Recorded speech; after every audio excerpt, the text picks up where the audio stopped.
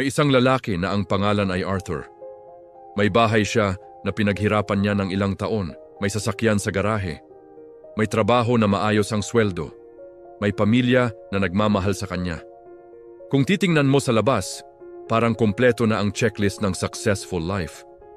Pero isang gabi, habang nakaupo siya sa sala, tahimik ang paligid. Tulog na ang mga bata. Nasa kwarto ang asawa niya. Nakatingin siya sa kisame at biglang pumasok ang tanong, bakit parang may kulang pa rin? Hindi niya maintindihan. Hindi naman siya nagugutom. Hindi naman siya lugi sa buhay. Pero may kakaibang bigat sa dibdib niya. Parang may hinahanap na hindi niya matukoy.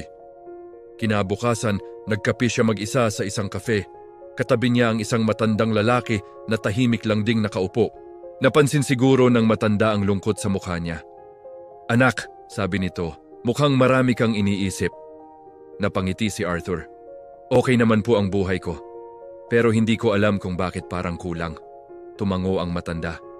Alam mo, minsan hindi kulang ang meron tayo. Minsan kulang ang koneksyon natin sa kung sino talaga tayo. Napaisip si Arthur. Naalala niya noong mas bata pa siya, mahilig siyang mag-drawing, pangarap niyang maging designer. Pero dahil practical ang kailangan, kumuha siya ng kursong in demand. Hindi na niya nabalikan ang mga sketchbook niya. Naalala niya rin na dati, mas simple ang saya niya. Kwentuhan lang sa bangketa, tawanan kasama ang barkada, pangarap na hindi pa mabigat. Unti-unti niyang na-realize, hindi pala siya kulang sa bagay. Kulang siya sa buhay na may kahulugan para sa kanya. Doon niya naintindihan na may dalawang uri ng kumpleto. May kumpletong panlabas, pera, bahay, titulo, at may kumpletong panloob, purpose, connection, authenticity. At kapag hindi nagtutugma ang dalawa, doon pumapasok ang pakiramdam na may kulang. Simula noon, hindi niya agad iniwan ang trabaho niya. Hindi siya nagpadalos-dalos. Pero nagsimula siyang mag-drawing ulit tuwing weekend. Nagsimula siyang makipag-usap ng mas totoo sa asawa niya. Nagsimula siyang maglaan ng oras para sa mga bagay na nagpaparamdam sa kanya na buhay siya, hindi lang successful. At unti-unti, nabawasan ang pakiramdam na kulang. Hindi dahil nadagdagan ng meron siya, kundi dahil nabalikan niya kung sino siya. Minsan, hindi talaga kulang ang buhay natin. Minsan, tayo ang nawalay sa sarili natin.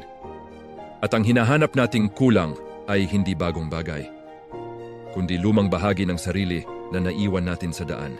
Mga kaibigan, may itatanong ako sa inyo ngayon. Bakit kaya kahit may lahat na tayo, minsan pakiramdam natin kulang pa rin? Naranasan mo na ba yon? May trabaho ka naman, may pamilya, may kaibigan, may mga bagay na dati pinapangarap mo lang. Pero may mga gabi na tahimik ang paligid, tapos biglang may bumubulong sa loob mo, may kulang. At ang nakakagulat pa, minsan nahihiya pa tayong aminin yan, kasi parang ungrateful tayo. Parang bawal maramdaman yan, parang sinasabi ng mundo, ano pa bang kulang? Ang dami mo nang meron? Pero alam mo, normal yan. At gusto ko pag-usapan natin ng mas malalim. 1. Hindi pareho ang may lahat at buong buo. Una sa lahat, magkaiba ang may lahat at buong buo. Ang may lahat sa kadalasan panlabas. May pera, may posisyon, may achievements. May mga bagay na nakikita ng tao, pero ang buong buo, panloob, may kapayapaan, may malinaw na purpose, may koneksyon sa sarili, may sense na aligned ka sa kung sino ka talaga minsan. Puno ang buhay natin ng accomplishments pero walang alignment. Kaya kahit may laman ang kamay natin, parang may butas ang puso. Tuno, the hedonic treadmill. Sanay na sanay tayo sa bago. May concept sa psychology na tinatawag na hedonic adaptation. Ibig sabihin, mabilis tayong masanay sa kahit anong bagong saya. Naalala mo noong una mong nakuha ang dream phone mo? Grabe ang excitement. After 1 month, normal na lang. Yung promotion mo, unang linggo, sobrang proud. After ilang buwan, routine na. Ganun ang utak natin. Designed siya to normalize success. Kaya kung ang happiness natin nakabase lang sa next achievement, next purchase, next milestone, tuloy-tuloy ang takbo. Parang treadmill. Tumatakbo tayo pero hindi tayo umaabante sa tunay na fulfillment. 3. Minsan hindi kulang ang buhay, kulang ang koneksyon. Ito ang mas masakit na realization. Minsan hindi kulang ang meron tayo. Kulang ang koneksyon natin. Koneksyon sa sarili. Koneksyon sa mga taong mahalaga. Koneksyon sa Diyos o sa mas mataas na layunin. Koneksyon sa kung ano talaga ang mahalaga sa atin. Natanungin kita. Kailan ka huling umupo mag-isa at tinanong ang sarili mo, masaya ba ako sa direction ko? Hindi yung okay ba ang image ko? Hindi yung impressive ba ako? Kundi totoo ba ako? Kapag matagal na tayong nabubuhay para sa expectation ng iba, for approval, for validation, dahan-dahan tayong napapalayo sa tunay nating sarili. At doon nagsisimula ang pakiramdam na may kulang. 4. The comparison trap, social media effect. Hindi rin natin pwedeng i-ignore ito. Sa panahon ngayon, halos araw-araw, may nakikita tayong mas successful, mas mayaman, mas fit, mas masaya, mas traveled. Kahit may sarili kang blessings, kapag lagi kang nakatingin sa highlight reel ng iba, bigla kang mapapaisip, bakit parang mas okay ang buhay nila? Ang problema, kino-compare natin ang behind the scenes ng buhay natin sa curated highlights ng iba. At kapag ang sukatan ng enough ay laging nakabase sa labas, hindi talaga matatapos ang kulang. 5. Achievement versus meaning. May isa pa tayong dapat paghiwalayin, achievement at meaning. Achievement answers. Ano ang nakuha ko? Meaning answers. Bakit ko ito ginagawa? Pwede kang mataas ang achievement pero mababa ang meaning. Pwede ring simple ang buhay pero mataas ang meaning. Kaya minsan may mga taong simple ang pamumuhay pero mas payapa.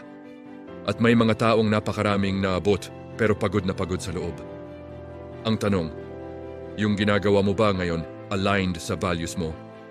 O ginagawa mo lang dahil dapat? 6. The inner void, spiritual hunger. May bahagi ng tao na hindi kayang punuan ng material things. Pwede mong punuin ang schedule mo. Pwede mong punuin ang bank account mo. Pwede mong punuin ang bahay mo. Pero may spiritual hunger na iba ang kailangan. Hindi ito laging religious. Minsan ito ay desire for transcendence, desire for connection. Desire for something bigger than yourself kapag ang buhay natin puro performance at productivity. Pero walang depth at reflection, doon lumalabas ang emptiness. 7. Kulang ba talaga o mali ang tanong? Baka ang tanong hindi ano ang kulang. Baka ang tanong ay ano ang hindi ko pinapansin. Hindi ko ba pinapansin ang pagod ko? Hindi ko ba pinapansin ang pangarap kong matagal nang tinabi? Hindi ko ba pinapansin ang relasyon na kailangan ng atensyon? Hindi ko ba pinapansin ang sarili kong emosyon? Minsan ang kulang ay hindi dagdag. Minsan ang kulang ay pagharap. 8. Paano tayo magiging mas enough? Hindi ito overnight solution, pero may ilang bagay tayong pwedeng simulan. Siyan. Practice gratitude, pero hindi toxic positivity. Kilalanin ang meron ka, pero aminin din ang nararamdaman mo. 2. Reconnect with your values. Isulat mo, ano ba talaga ang mahalaga sa akin? Fame, freedom, family, faith, creativity? 3. Slow down. Hindi lahat kailangang habulin. Minsan kailangan lang huminto para maramdaman. 4. Serve others. May kakaibang fulfillment kapag may naitutulong ka. Purpose grows when it's shared. 5. Be honest with yourself. Kung may kulang, huwag mo agad punuan ng shopping, scrolling, o distraction. Tanungin mo muna kung ano talaga yon. 9. Personal reflection. Alam mo, minsan din naranasan ko yon. May mga panahon na parang okay naman lahat. Pero may tahimik na dissatisfaction sa loob.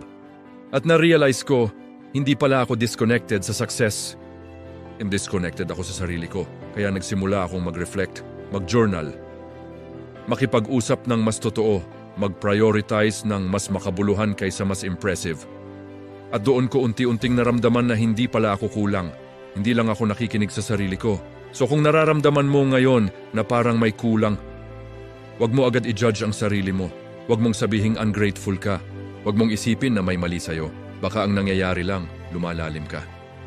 At habang lumalalim tayo, mas nagiging malinaw kung ano talaga ang mahalaga. Ang tunay na enough, hindi nanggagaling sa dami ng meron ka. Nanggagaling ito sa alignment ng buhay mo at puso mo.